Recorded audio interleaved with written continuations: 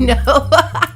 She's laughing. I'm laughing because I think maybe on our second date, we weren't talking about, us having kids, No, but we we were did talk about if I wanted kids or not. Yes, and you talked about if you wanted kids. right, but you talked about it first, and you said, if I have kids, I'm going to have a boy, and his name will be James Gabriel. Yeah. I will never forget that. That's so hysterical. No bones that I was a moron when I was dating.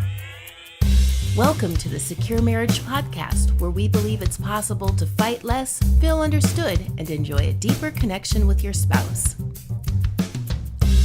We're your hosts, Paul and Shannon Elmore, and on today's episode, the 3 essential things to look for before you even think about getting married.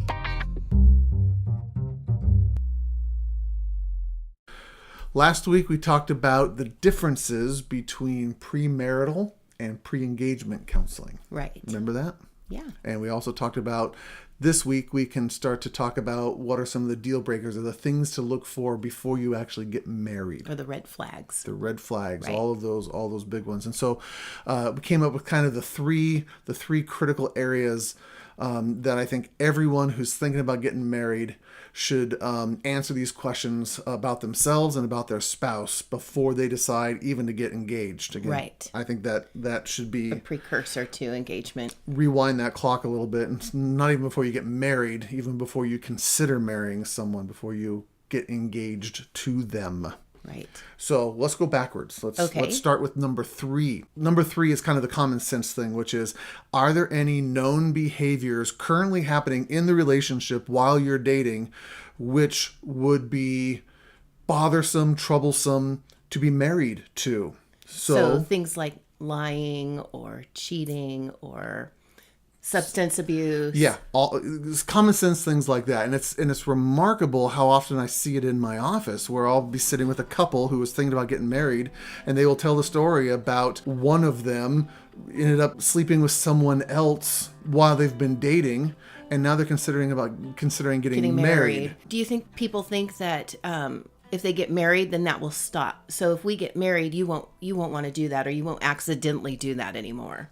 Yeah, there's there's that mentality. There is the, okay, he's done that once or she's done that once, and I gave her hell about it, and now she's never kind of do it again. Running scared, and so I know she won't do it again, kind of thing. Right. Not a great foundation to start a relationship on. Those behaviors tend to just replicate, tend to actually get worse and worse as time goes on. They don't typically go away. Again, I've sat with couples who they have had issues of cheating while they've been dating, and in counseling, to my face, that person has said to me, it will never happen again. I promise it'll never happen again.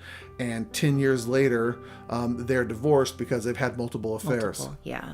Those behaviors don't change magically. Okay, now I want to put a caveat here. They can change. As a counselor, I believe people can change, but there has to be a clear pathway that says, here's how I have worked on it. Here's what I have done to take responsibility for my behavior, to be aware of why I did that in the first place, and how I've worked on it. Right. That's what I was going to ask. Do you think it's a completely done deal if that has happened? They don't talk about it. They don't actually work through it. Right. It's not that there's no hope or it's a complete no deal. Right. If they're willing to talk about it, work through it, and say, here's the plans and the action steps that I'm taking or have taken to prevent this from happening again. Yes. Absolutely. Okay. Absolutely. The magical thinking, the idea that, oh, this is bad, I will just magically stop and I'll never deal with this again. That is problematic over and over and over again. Or that I got caught, I'm so sorry, I'll never do it again kind of thing. And that's not what we're talking about.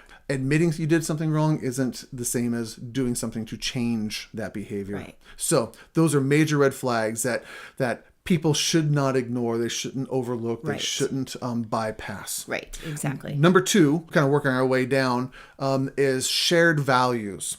Shared values are so important because values are the deal breakers in marriages. Right. They are the big things that people end up actually losing marriages over. They have a lot of conflict. It can cause a lot of conflict. Tons of it. And we always go back to the big 5, which is sex, money, parenting, faith, and family.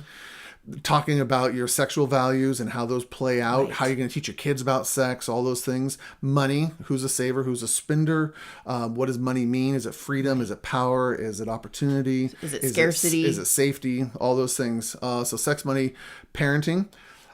I've talked with couples very recently that they've been dating or living together. They now gotten married, and now that they're married, they're just now starting to talk about, do we want to have kids or not? And this guy is actually heartbroken because he wants to be a father, and his wife says, I want nothing to do with kids. I don't ever see myself having children. And they're talking about ending the marriage over that issue. Man. That's Year something into the that marriage. you really should talk about much prior to. You don't talk about it on the first date. No. She's laughing. I'm laughing because I think maybe on our second date, We weren't talking about, us having kids, No, but we we were did talk- talk about if I wanted kids or not. Yes, And you and- talked about if you wanted kids. right? But you talked about it first, and you said, if I have kids, I'm going to have a boy, and his name will be James Gabriel. Yeah. I will I- never forget that. I That's so make hysterical. no bones that I was a moron when I was dating. I get it. I was never taught how to do some of this stuff. That's why we're trying to keep other people from making these same mistakes.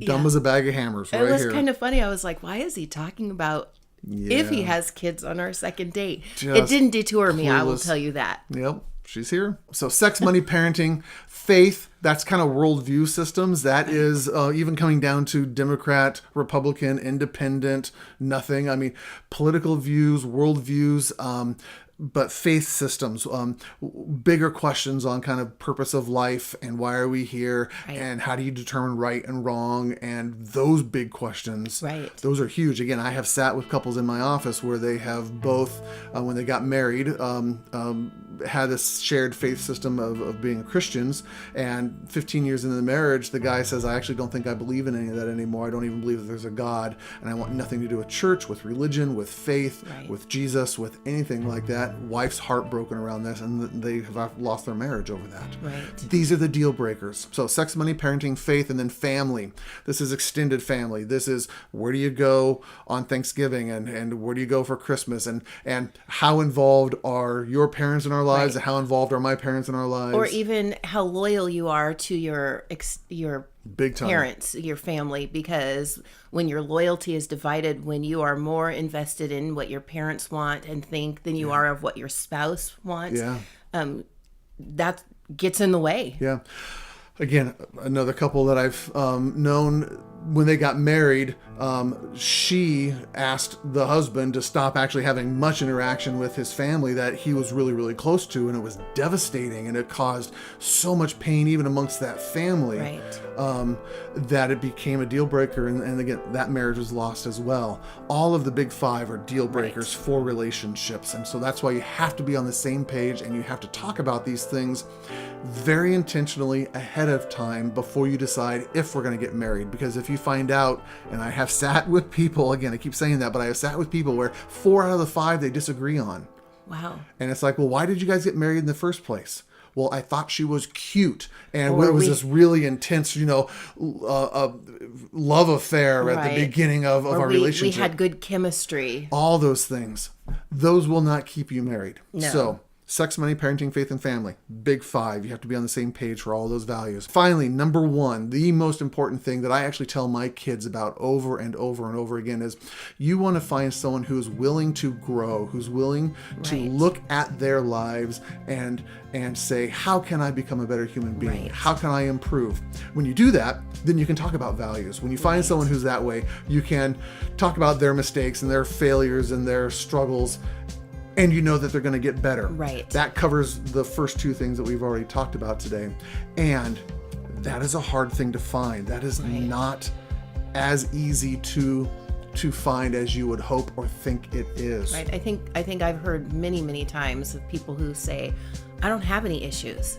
So Yeah. why do I need to look at myself? I'm good. Yeah, that self-awareness piece is significantly Right. lacking and missing in some way. So that's what I tell my daughter. That's what I tell my sons all the time. You're looking for someone who knows themselves and wants to grow and wants to even know more about themselves Right. as they get older and older and older. When you find that person, they will get better. It's Right. like, fine wine or good cheese or, really good tools. Okay, these metaphors are going to break down quickly. Fine wine. We don't even know what that is. We don't drink wine. But the more you use them, the better they get. Got it. The more aged they are. Exactly. Again, I'm a sucker at a thrift store for finding really old crap. I love antiques, and I love stuff that has been well used and is well built, and you just have to clean it up and it will last another 1,000 years. Right. Again, primarily around tools and building cars and stuff like that. But okay, spatulas.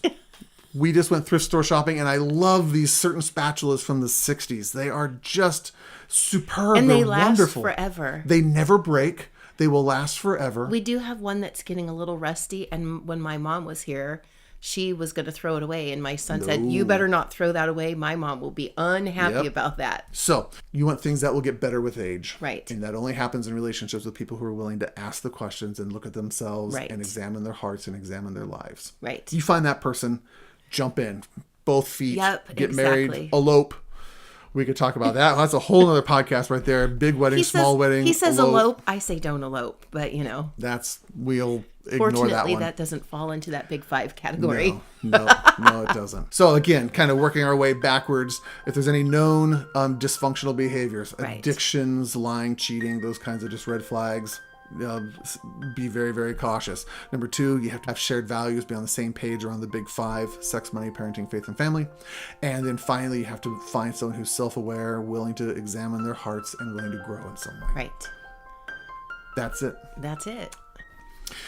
If you're thinking about getting married and you found that special someone, your little schnookum bear or your little snuggly wumps or whatever you want to call them, and you're ready to kind of proceed and go deeper in the relationship, but you want to have a really good foundation to kind of start out that relationship, then you want to go to 5-Minute Marriage Makeover. Number 5minutemaringemakeover.com. There you're going to find 3 videos that are going to teach you how to fight less. That's a good thing. Yep. Feel understood. That's even a better thing. And those will lead to having a deeper connection with your spouse. Those 3 videos are going to lay a really good foundation for your relationship. And then from there, you'll have access to lots of other resources from the Secure Marriage Framework and answer lots of questions. So if that sounds valuable to you, go to 5minutemaringemakeover.com, and that's the best place to start. Other than that, I think that's it. All right. Thanks for joining us. We'll see you next time. Alrighty. Bye-bye. Bye-bye.